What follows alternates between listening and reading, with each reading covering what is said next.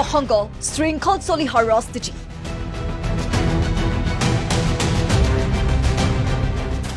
আদৰণি জনাইছে অখিল গগৈ শৃংখলে নিৰ্বাচন খেলিলে 2 লাখ দি সহায় কৰিব অখিলে বুধবাৰে সক্ৰিয় ৰাজনীতিলৈ অহাৰ কথা ঘোষণা কৰিছিল বীৰ লাচিত খেৰাৰ নেতা শৃংখল চলিহাই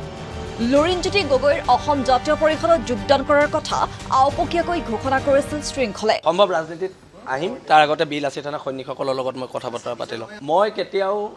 ৰাষ্ট্ৰীয়তাবাদী ৰাজনীতি নকৰোঁ যদি কৰোঁ জাতীয়তাবাদী কৰিম আৰু যদি নকৰোঁ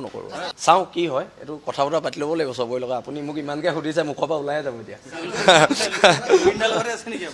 চাওঁচোন সেইখিনি কথাই নিশ্চয় যদি ৰাজনৈতিক জইন কৰোঁ প্ৰতিদ্বন্দ্বিতা কৰিম সমান্তৰালভাৱে শিৱসাগৰৰ বিধায়ক অখিল গগৈৰ বিৰুদ্ধেও তীব্ৰ আক্ৰমণাত্মক হৈছিল শৃংখল চলিহা অখিলক দ্বিতীয়জন আজমলৰে তুলনা কৰিছিল শৃংখলে উজনি অসমৰ পৰা দ্বিতীয়জন আজমল জন্ম হ'বলৈ নিদিয়ে বুলিও হুংকাৰ প্ৰদান কৰিছিল শৃংখল চলিহাই আজি ৰাজনৈতিকভাৱে বিধ্বস্ত হৈ গৈছে কোন বদৰুদ্দিন আজমল সেই বদৰুদ্দিন আজমল বিধ্বস্ত হ'ল উজনিত আকৌ এজন নতুন আজমল ওলাইছে ছদ্মবেশী এজন আজমল ওলাইছে এইটো আপোনালোকে গম পায় এইটো অসমৰ জনগণে গম পায় এতিয়া আকৌ মানহানি কেছ দিব মোক কেছ খেলিব পইচা নাই মই সেইকাৰণে নামটো নলওঁ কিন্তু এতিয়া উজনি অসম বাংলাদেশ কৰিবলৈ মই নিদিওঁ বীৰ লাচিত থানা অসমে নিদিয়ে এইটো স্পষ্ট কথা আৰু উজনি অসমত জাতীয়তাবাদৰ ধ্বজা উৰিব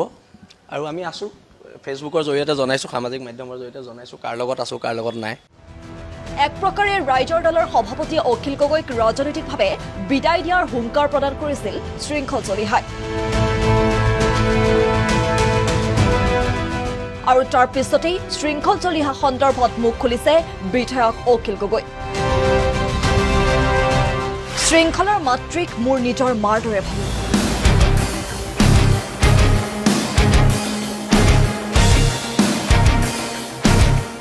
বিপদে আপদে তেওঁলোকক সহায় কৰোঁ নিজৰ ভাইৰ দৰে মৰম কৰা শৃংখলৰ সেয়েহে ভাল হোৱাটো বিচাৰিছে অখিল গগৈৰ মতে শৃংখলিত হ'বলৈ হ'লে শৃংখলে দায়িত্বশীল ৰাজনৈতিক দলত যোগদান কৰাটো প্ৰয়োজন মই শৃংখলৰ ভাল হোৱাটো বিচাৰোঁ মইতো ভাবি আছোঁ যে শৃংখলৰ মাক মোৰ নিজৰ মা মইতো ভাবি আছোঁ যে শৃংখলৰ দেউতাকক মই দেউতা বুলি কওঁ আৰু হৃদয়ৰ পৰা কওঁ মই ভাবোঁ যে মোৰ ভাই শৃংখলৰ অলপ শৃংখলা যদি জীৱনত আহিব লাগে তেতিয়াহ'লে শৃংখল ভাইয়ে প্ৰথমতে কোনোবা এনেকুৱা এটা ৰেছপনচিবল পাৰ্টিলৈ তেওঁ জইন কৰক কেৱল সিমানেই নহয় শৃংখল চলিহাই যদি শিৱসাগৰৰ পৰা অখিল গগৈৰ বিৰুদ্ধে নিৰ্বাচনত অৱতীৰ্ণ হয় তেনেহ'লে শৃংখলক 2 লাখ টকাৰ সাহায্য দিব অখিলে সংবাদমাল যোগে ঘোষণা অখিল গগৈৰ আৰু মই আপোনালোকক এইটোও কথা কৈ দিছোঁ যে লুৰিণহঁতে যদি মোৰ বিৰুদ্ধে শৃংখলক উঠায় তেতিয়াহ'লে শৃংখলক মোৰ পিনৰ পৰা 2 লাখ টকা মই তেওঁক ইলেকশ্যন খেলিবৰ কাৰণে সহায় কৰিম ইফালে অখিলক দ্বিতীয়জন আজমলেৰে তুলনা কৰা সন্দৰ্ভতো প্ৰতিক্ৰিয়া প্ৰকাশ অখিল গগৈৰ নামনি অসমৰ সংখ্যালঘু মুছলমানক AIUDFৰ লগত এৰি দিলে জাতীয়তাবাদী হ'ব নেকি সংবাদমেল যোগে শৃংখল চলিহাক প্ৰশ্ন অখিল গগৈৰ নামনি অসমৰ সংখ্যালঘু মুছলমান মানুহবিলাকক AIUDFৰ লগত এৰি দিব লাগে নেকি যদি সংখ্যালঘু মানুহবিলাকক AIUDFৰ লগত এৰি দিব লাগে তেওঁ জাতীয়তাবাদী হ'ব নেকি নে সংখ্যালঘু মানুহবিলাককো আমাৰ মূল ট্ৰেণ্ড মেইন ষ্ট্ৰীমৰ লগত অনাটো জাতীয়তাবাদীৰ কাম AIUDFৰ সমান্তৰালভাৱে বিজেপি দলকে সাম্প্ৰদায়িক আখ্যা দি সংবাদমেল যোগে অখিল গগৈৰ প্ৰতিশ্ৰুতি নামনি অসমৰ মুছলমান যদি AIUDFৰ সাম্প্ৰদায়িক ৰাজনীতিৰ পৰা আঁতৰি আহে তেনেহ'লে উজনি অসমৰ পৰাও বিজেপিৰ সাম্প্ৰদায়িকতাৰ পৰা হিন্দুসকল আঁতৰি আহিব অখিল গগৈয়ে সংখ্যালঘু মুছলমান ৰাইজক AIUDFৰ সাম্প্ৰদায়িক ৰাজনীতিৰ পৰা আঁতৰাই আনিছে